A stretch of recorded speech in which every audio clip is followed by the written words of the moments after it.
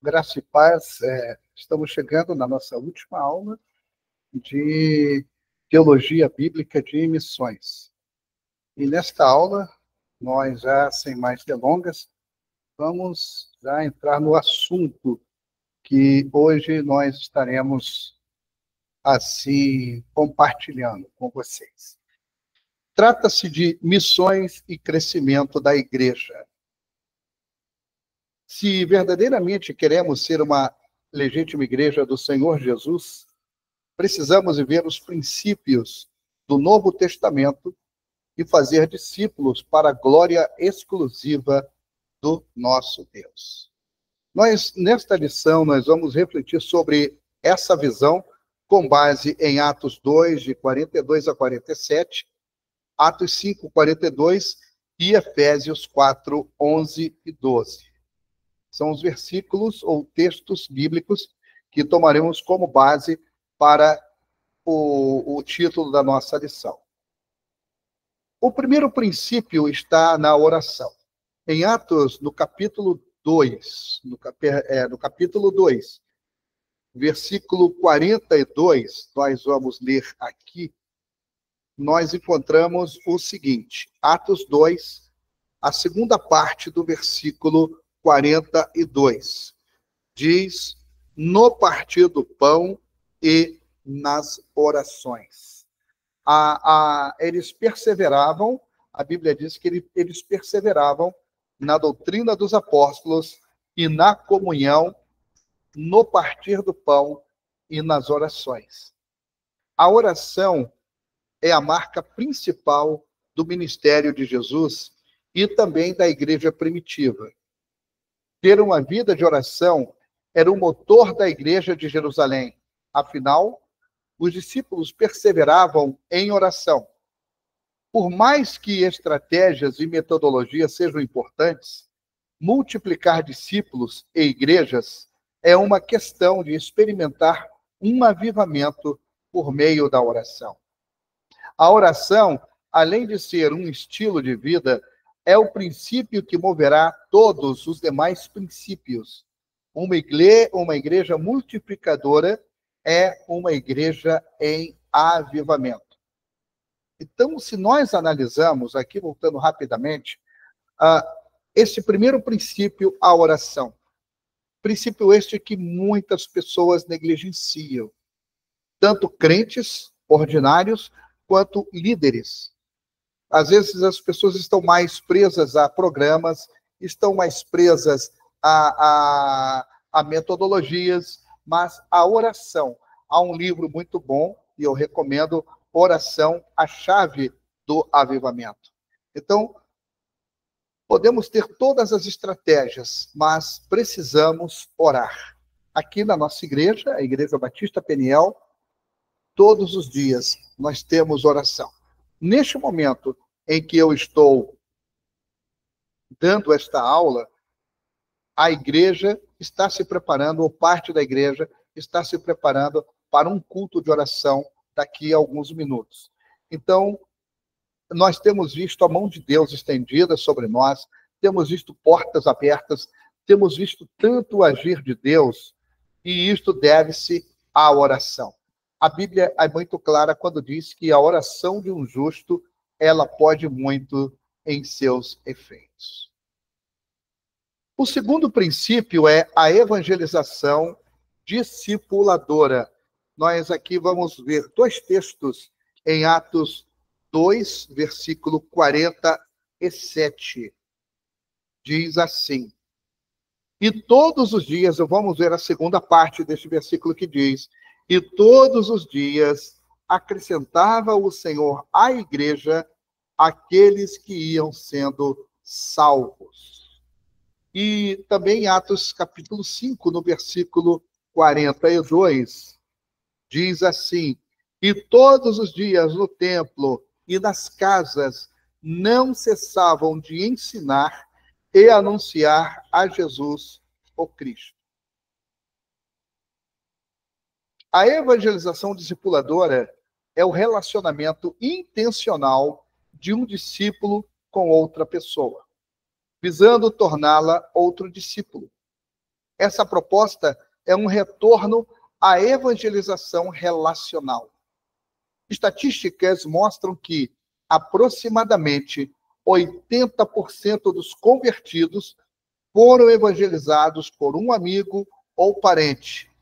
Uma igreja multiplicadora é uma igreja de discípulos que fazem discípulos. Nós ainda nos apegamos muito àquele evangelismo tradicional que aprendemos dos nossos antepassados. A igreja primitiva, ela tinha um outro método. Era um método de relacionamento. Eles tinham vizinhos, parentes, amigos, e era dessa forma que eles falavam de Jesus às pessoas. Nós, às vezes, nos pegamos muito àquele evangelismo tradicional, de ir a uma esquina, a uma praça, e com isto pensamos que estamos evangelizando. Além de evangelizar, nós precisamos, ainda que a pessoa aceite a Jesus naquele ar livre, ainda que a pessoa aceite a Jesus naquela visita ao hospital, precisa-se fazer um segmento, tem que haver esta aproximação. Então, a melhor aproximação é através do relacionamento, é através do conhecimento, porque seria uma perda muito triste para nós sabermos que falamos de Jesus, aquela pessoa aceitou a Jesus, mas não houve o segmento. Então, uma igreja que é multiplicadora é uma igreja de discípulos, que fazem discípulos. A nossa intenção, ela não é uma membresia. A nossa intenção, pelo menos a minha e de tantos outros que pregam a palavra de Deus, é fazer discípulos, tal qual o Senhor Jesus nos ensinou. Então, precisamos urgentemente disto. Outro princípio dentro do crescimento da igreja em missões é a plantação de igrejas. Eu me lembro, no Peru, há muitos anos já, eu pastoreava 2 igrejas. E eu ensinei, além do discipulado, nós fazíamos o discipulado praticamente a coluna vertebral da igreja, porque sem discipulado não há crescimento espiritual, não há compromisso, não há uma vida de oração, não há vida devocional, não há serviço. Há simplesmente aquelas pessoas que vão à igreja para receber alguma coisa. Então, nós procuramos discipular essas pessoas. E eu me lembro que quando eu saí do Peru, 2 anos depois, eu soube que aquela igreja que eu havia pastoreado no Peru, ela já tinha organizado 5 novas igrejas. Então, isso me alegrou bastante. A plantação de igreja é um princípio para o crescimento da igreja. Vamos ver com mais detalhes o que é isto. A multiplicação de igrejas foi uma ação estratégica coordenada pelo Espírito Santo logo no início da expansão da igreja. Esse princípio traduz uma estratégia necessária também para os dias de hoje. Meu desejo é que multipliquemos o número de igrejas no Brasil e pelo mundo. Uma igreja multiplicadora é uma igreja que planta novas igrejas. A nossa igreja tem feito isto, várias igrejas têm feito isto, mas sabemos de igrejas que não discipulam, igrejas que não se expandem, igrejas que não plantam novas igrejas. No passado, assim era feito. E o crescimento, a multiplicação foi uma coisa exponencial. Justamente porque quanto se multiplicava o número de discípulos, e aonde eles iam, eles começavam uma nova igreja. Eu sempre digo, e já falei aqui, que, por exemplo, Paulo, quando chegou a Roma, ele já encontrou uma igreja ali estabelecida. Inclusive, ele fala no final da Epístola aos Romanos que ele tensionava ir à Espanha. A Espanha, para quem não sabe, na época, era o extremo do Império Romano. Então, Paulo tensionava chegar ali com a pregação do Evangelho, porque ele viu que o Evangelho tinha se multiplicado. Igrejas após igrejas, uma após outra, era implantada. Então, ele pensou, eu vou então à Espanha. Então, vocês imaginem como a igreja primitiva cresceu. O quarto princípio, nós somos aqui em Efésios, no capítulo 4,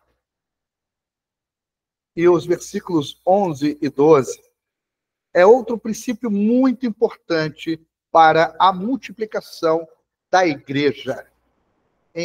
Vamos ver aqui, Efésios capítulo 4, versículos 11 e 12. E vocês já podem aí ir preparando suas perguntas, as dúvidas que tiverem. Efésios 4, 11 e 12 diz: e ele mesmo deu uns para apóstolos, e outros para profetas, e outros para evangelistas, e outros para pastores e doutores, ou mestres, tendo em vista o aperfeiçoamento dos santos para o desempenho do ministério, para a edificação do corpo de Cristo. Paulo focava na formação de novos líderes para que a igreja continuasse sua expansão. Sonhar em ganhar o Brasil e as nações para Jesus envolve levantarmos uma igreja de muitas mãos que avança no cumprimento da grande comissão. Nosso desafio é levantarmos sucessores, formando novos líderes multiplicadores que continuem a expansão do reino de Deus. Uma igreja multiplicadora ora e age intencionalmente na formação contínua de líderes. É outra coisa muito importante, que não somente uma igreja local, mas uma igreja missionária, ou o missionário em si, no campo, ele precisa fazer isto: formar líderes. É muitíssimo importante. E eu observo neste tempo que nós estamos vivendo como Igreja de Jesus, que há uma carência extrema de bons líderes. Antigamente, na minha infância, na minha adolescência e juventude, nós tínhamos excelentes líderes que formavam novos líderes. Infelizmente, esses líderes, muitos deles já dormem no Senhor, outros já estão bastante avançados de idade, e a nova geração, eu vejo que a liderança é muito fraca. Além de ser fraca, não há novos líderes. E eu fico pensando o que será da igreja do Senhor Jesus daqui a alguns anos. Porque, observem, que um bom pregador não significa que ele seja um bom líder. Um bom administrador não significa que ele seja um bom líder. O texto bíblico que nós vimos mostra sobre os ministérios: apóstolos, profetas, evangelistas, pastores e mestres. E isto é necessário na vida da igreja. Cada ministério tem um propósito. Cada ministério tem uma função.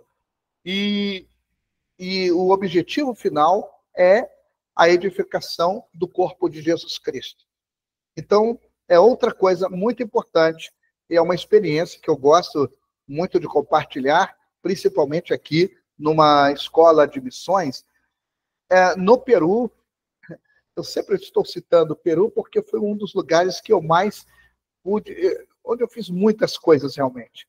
Então, outra coisa que para mim era muito importante era a formação de líderes. E graças a Deus, Estes líderes hoje, a maioria servindo ao Senhor, seus filhos também servindo ao Senhor, e aqueles que eles lideraram também servindo ao Senhor.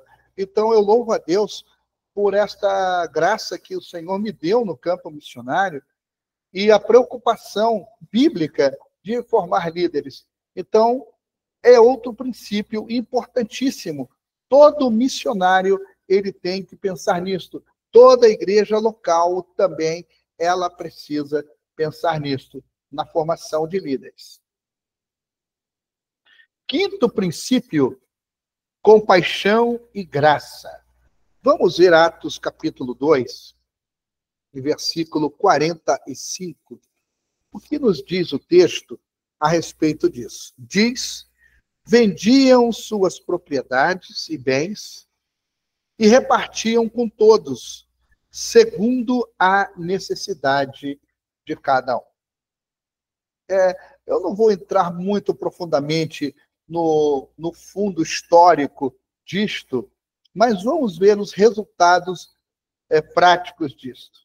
As igrejas do primeiro século se tornaram relevantes na sua comunidade por meio de suas ações de compaixão e graça, que buscavam atender às necessidades espirituais, físicas e emocionais das pessoas. As igrejas não se fechavam dentro de si mesmas, mas eram percebidas pela sociedade e influenciavam com suas ações. Uma igreja multiplicadora não pode fechar os olhos para as necessidades das pessoas. E neste ponto da compaixão e graça, nós não podemos nos esquecer de que a prioridade é a pregação do Evangelho. Porém, nós vemos na própria Bíblia que não adianta eu olhar para a pessoa que está passando uma necessidade e eu simplesmente fechar meus olhos ou eu me fechar em mim mesmo e não dar a mínima para aquela necessidade.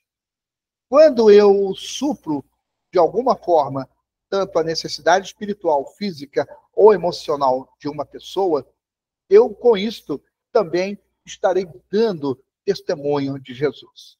Não estou dizendo com isto que esta seja a prioridade, mas é uma das funções da igreja.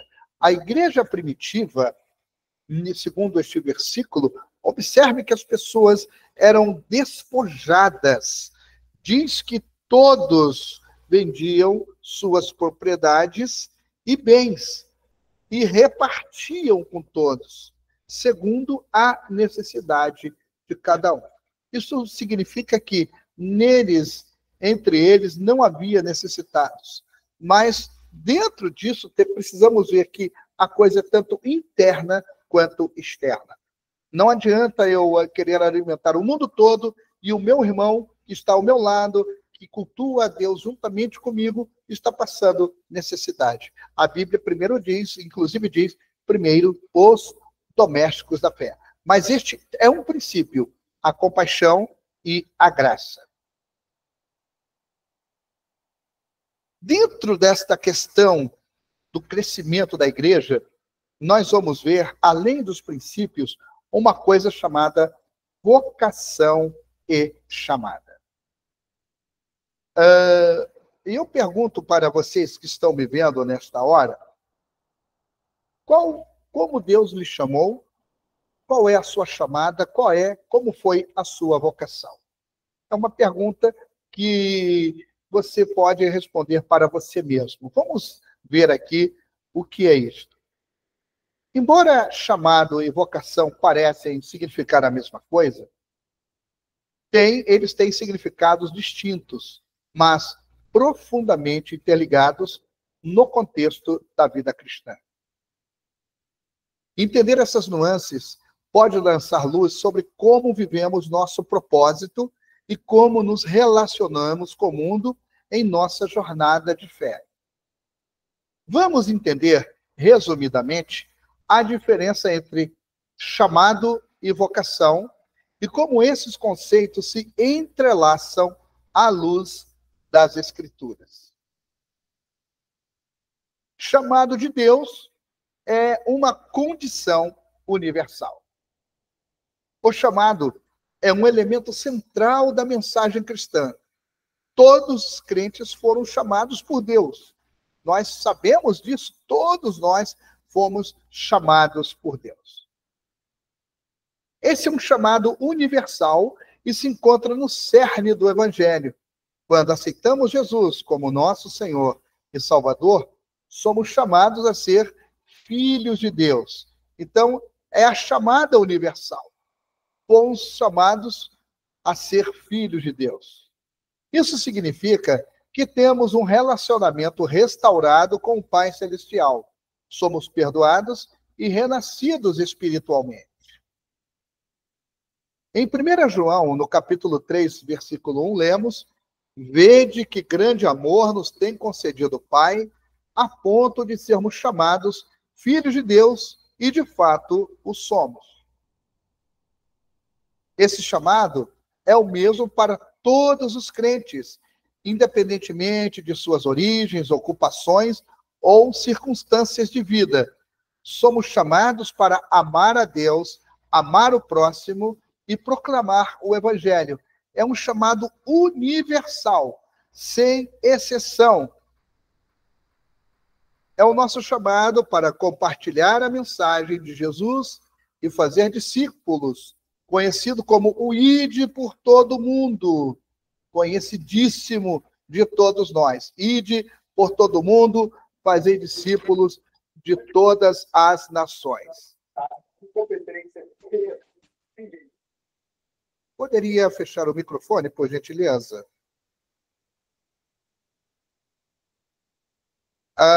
Então, todos nós, esse é um chamado universal.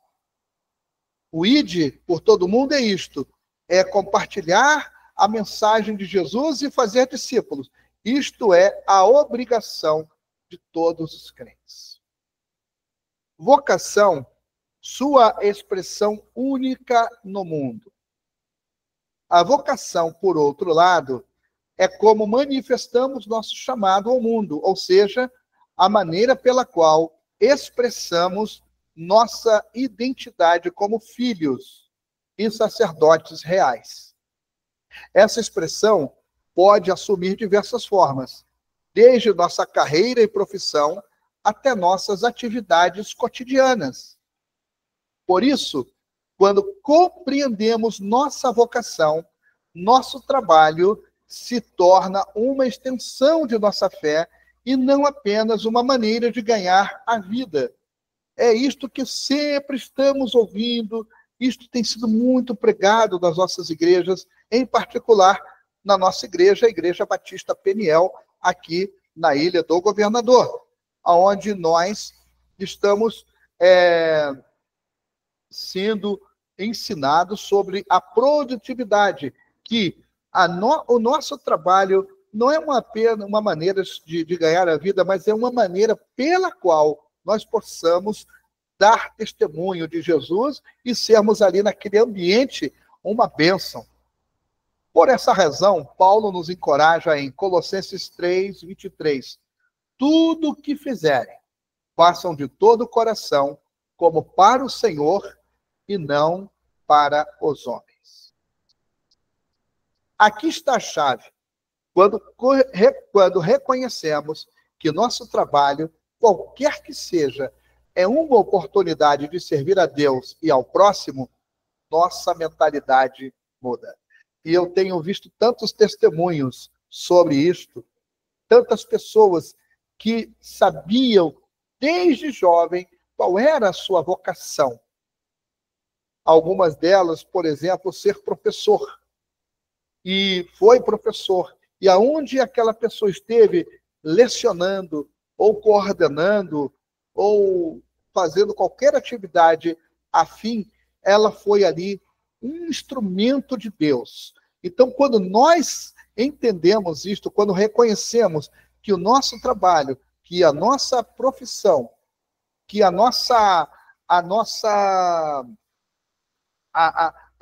preparação intelectual, ela é para a glória de Deus, a nossa mentalidade, ela muda. A gente vai saber que realmente Deus tem um propósito na nossa vida. Não estamos apenas trabalhando por um salário ou reconhecimento humano, mas para cumprir nossa vocação divina. Seja como um vendedor, médico, professor, advogado, artista ou pai de família, todos temos a chance de expressar nossa fé através do nosso trabalho. Vamos ver aqui a conexão entre chamado e vocação. Agora, a conexão entre chamado e vocação é crucial. Nosso chamado universal como filhos impulsiona nossa vocação única no mundo. Por isso, quando percebemos que fomos chamados por Deus para proclamar o Evangelho e amar o nosso próximo, nossa vocação se torna uma maneira de cumprir esse chamado. Portanto, não existe vida secular e sagrada. Toda a nossa vida é sagrada, pois, como filhos de Deus,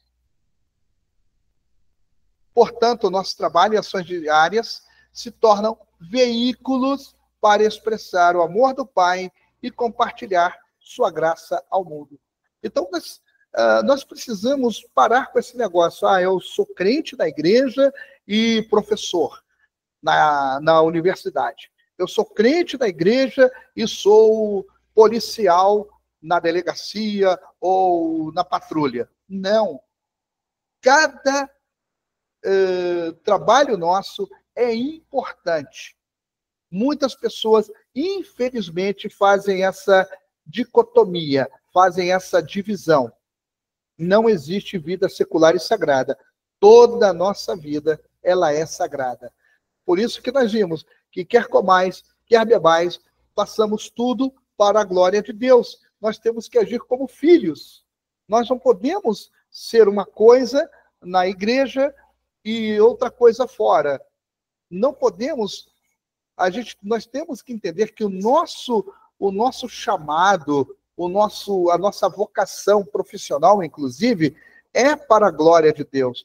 Tudo que nós fazemos é para a glória de Deus. É no intuito de compartilhar a graça de Deus ao mundo. Vemos essa verdade em Efésios capítulo 2, versículo 10.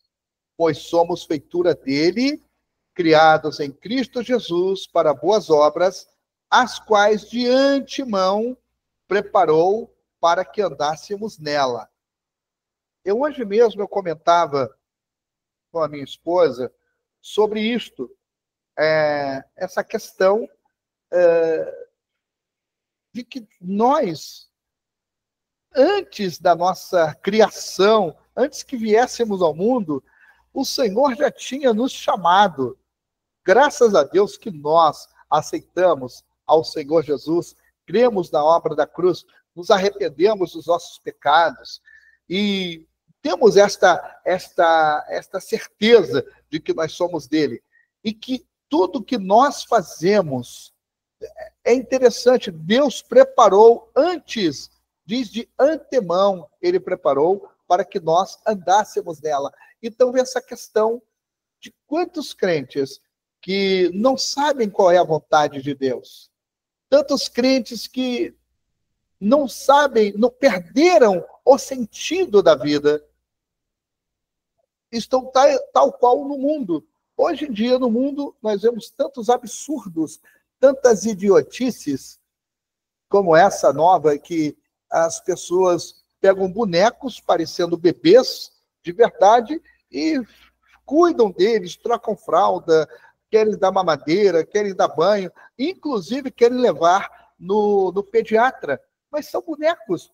Bem, na nossa maneira de ver, a grosso modo falando, isso não passa de uma imbecilidade e de uma idiotice, fruto de mentes vazias, pessoas que não têm nenhum propósito, não sabem qual é o propósito, o propósito da vida. Mas, no caso do crente em Jesus Cristo, ele sabe que ele foi chamado para fazer boas obras, ele foi chamado de antemão, antes que o mundo existisse na eternidade, o Senhor já havia determinado isto. Então, nós sabemos, ou se não, temos que procurar qual é a vontade de Deus. Agora, é lamentável, às vezes, vermos crentes com tantos anos na igreja e às vezes nos perguntam para dizer, pastor, eu não sei qual é a vontade de Deus na minha vida.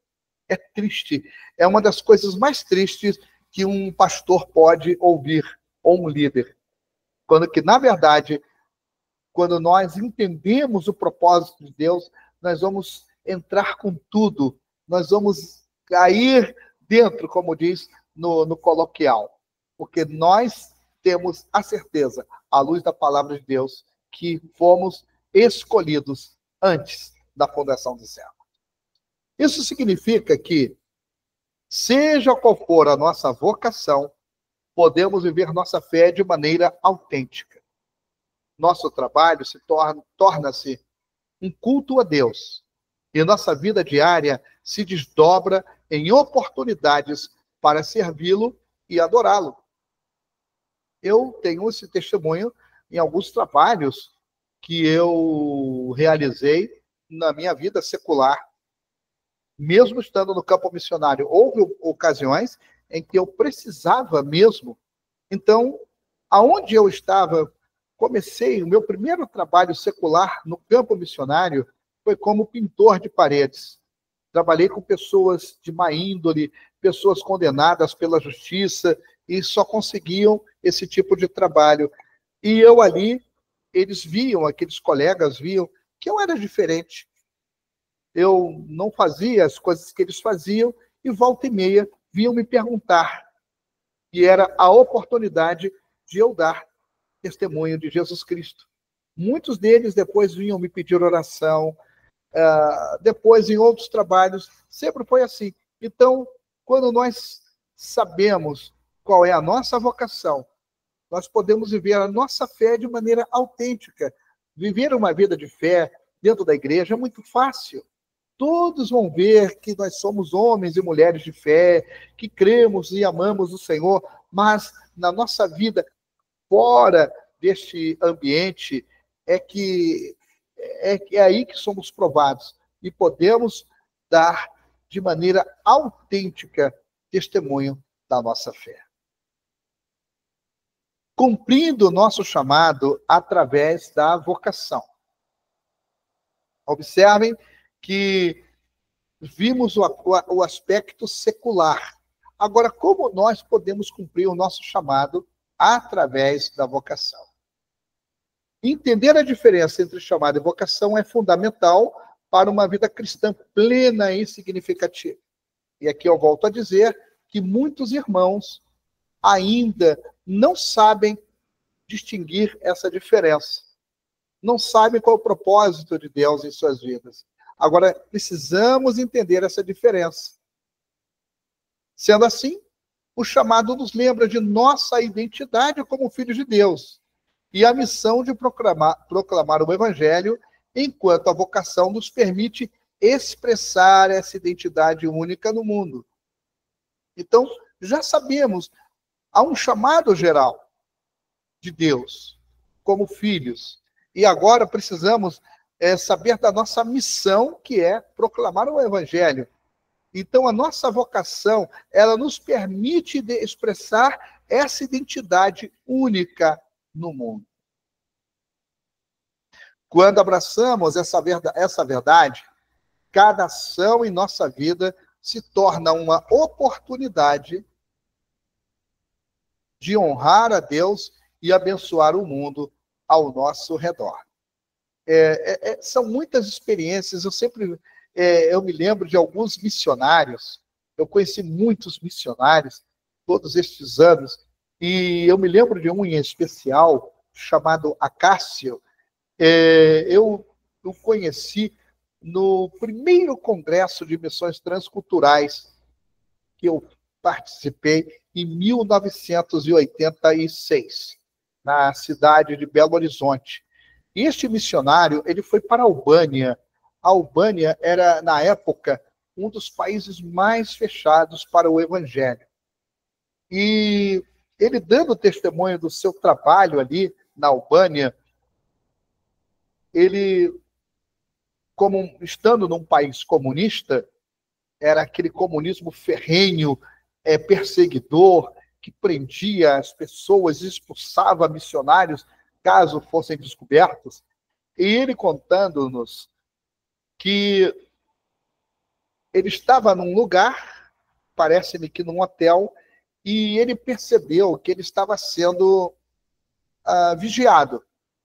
Um agente do governo estava ali e foi se aproximando dele, foi se aproximando, até que perguntou o que ele fazia. Esse missionário, ele sabia tocar música, ele sabia tocar violão, sabia tocar outros instrumentos.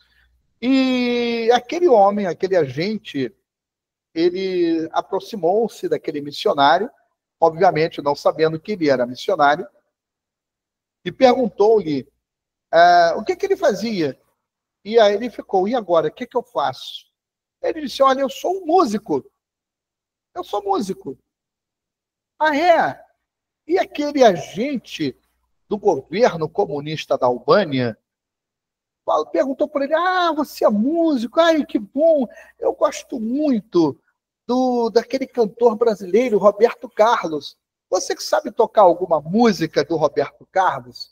Bem, ele, como aqueles crentes bastante comprometidos, que não gostam, né, de envolver-se com coisas na cabeça de alguns mundanas, ele ficou assim meio preocupado e ele disse, e agora, o que é que eu vou fazer? Se eu não tocar, possivelmente ele vai me identificar como um intruso aqui, como um missionário, sei lá. E ele disse que ele pediu a Deus graça, porque ele nem sabia tocar as músicas de Roberto Carlos. Ele tocou lá uma música qualquer, que era uma música evangélica, brasileira, na língua portuguesa, claro, na Albânia não se fala português. E aquele homem gostou da música, e foi a maneira milagrosa, aí a gente vê os milagres de Deus, foi a maneira milagrosa daquele homem conhecer um pouco do Evangelho.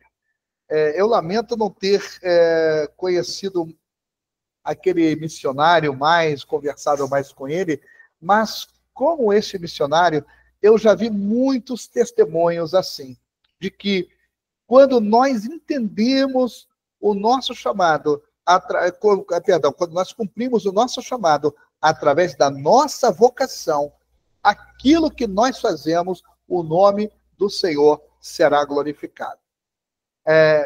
Vários missionários têm essa experiência no campo e realmente é algo muitíssimo importante.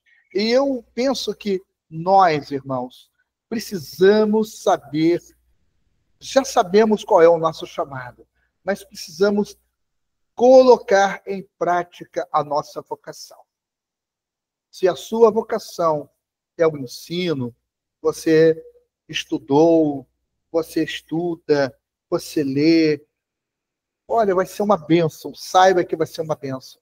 Há outras profissões, todas elas são úteis, tanto na nossa igreja local, tanto no país onde estamos morando, quanto na obra missionária.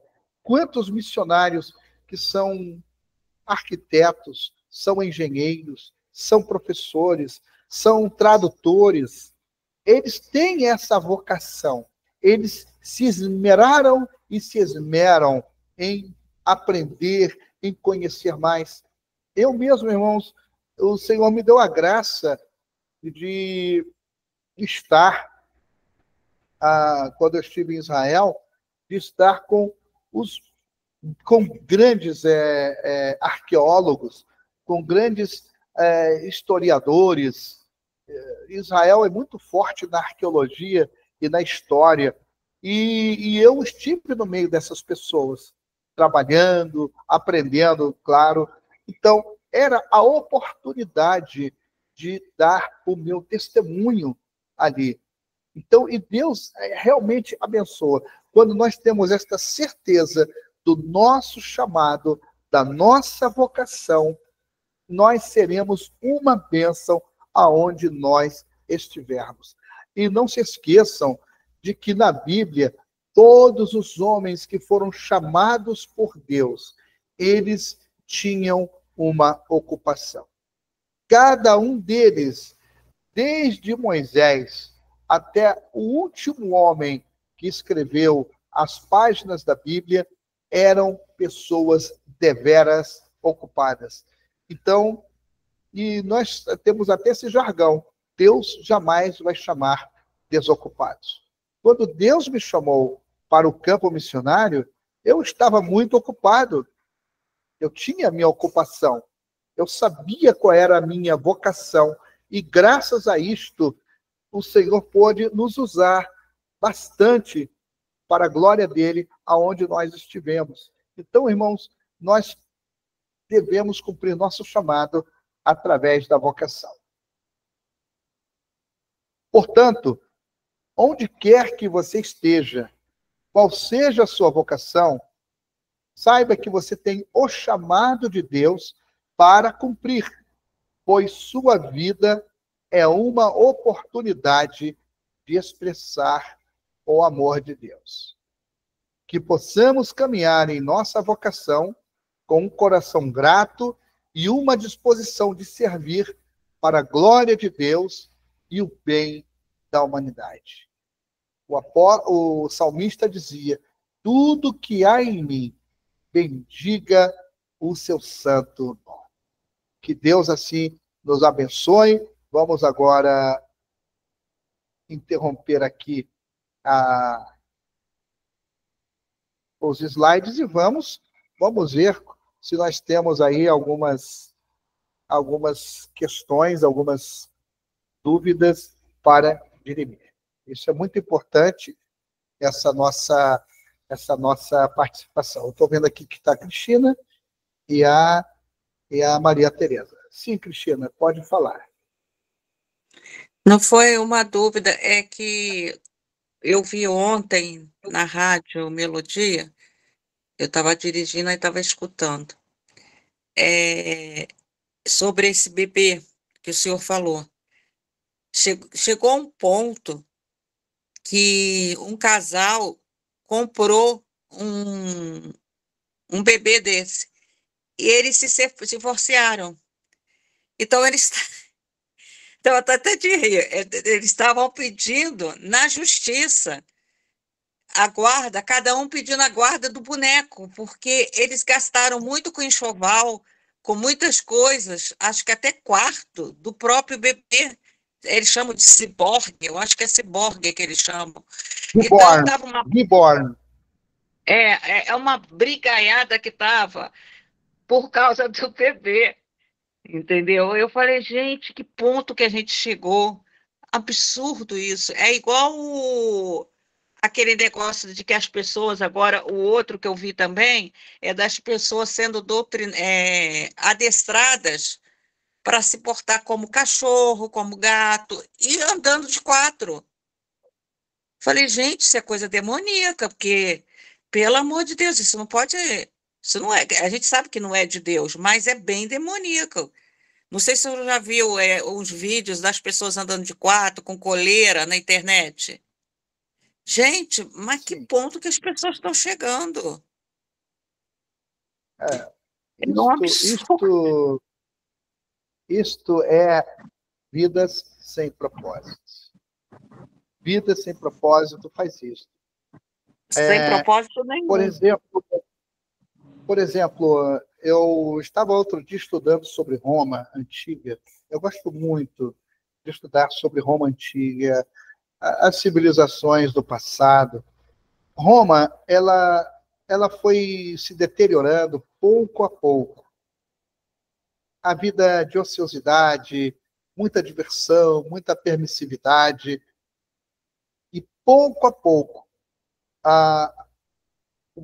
uma civilização tão pujante, tão tão grande, tão importante, foi se deteriorando. E foi isso que foi abrindo portas para que os inimigos fossem invadindo, fossem tomando território, até que Roma, a glória de Roma, desapareceu completamente.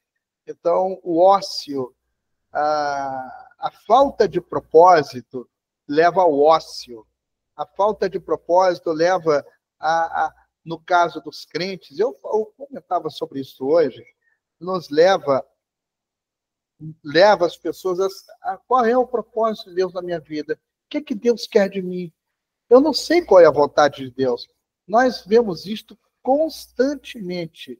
Pelo menos como pastor, perdão, como pastor, eu vejo isso constantemente. Então, nós precisamos saber, sim, qual é a vontade do Senhor, para o que Ele nos chamou, e qual é a nossa vocação, e o que nós podemos fazer. Temos mais alguma pergunta? Temos mais alguma pergunta? Pode fazer. Não, pastor, não tenho nenhuma pergunta. Então, sendo assim, minhas irmãs, eu já mandei no grupo dos alunos o trabalho, que é baseado no texto que vocês receberam de antemão, é praticamente o mesmo texto das nossas aulas, tá? Ou seja, vocês têm 2 semanas para reler, para rever vídeos, se for necessário, e responder às perguntas, tá bom? Para que na próxima, quando começar o próximo curso, a próxima matéria, nós já tenhamos em mãos as respostas e possamos, assim, dar as notas, tá bom? Eu somente gostaria de lhes agradecer a atenção, que Deus possa estar abençoando vocês em tudo. Pois não, Cristina?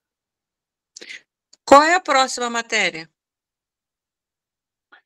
Será Antropologia Missionária. Tá, lembrei. É a Antropologia Missionária, que é uma matéria importantíssima. Eu mesmo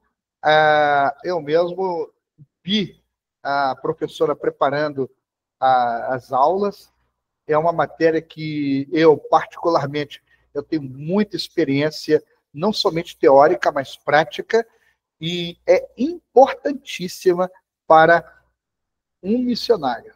Um missionário que não sabe antropologia, é difícil de eu considerá-lo missionário, porque é primordial este conhecimento de como pensa outro povo. Na verdade, vamos ver vários povos, como eles pensam, como é a cosmovisão deles acerca da vida e acerca das coisas espirituais. Sendo assim, minhas irmãs, então eu vou terminando por aqui. Nós vamos somente orar. Que Deus abençoe vocês rica e abundantemente. Oremos. Senhor, muito obrigado, Senhor, por esta matéria que nós estamos acabando de estudar. Ó Deus, que acima de tudo, Senhor, seja isto aplicado em nossas vidas. Abençoa cada um, Senhor, com a tua graça, com a tua misericórdia. Deus amado, fica conosco, ajuda-nos, ó Senhor, a sermos melhores servos teus. E que em tudo, Pai querido, o teu nome seja exaltado. É a nossa oração, em nome de Jesus. Amém. Assim que o Senhor abençoe vocês e até uma próxima oportunidade. No nome do Senhor. Graça e paz de Jesus Cristo. Boa noite. Boa noite. A paz.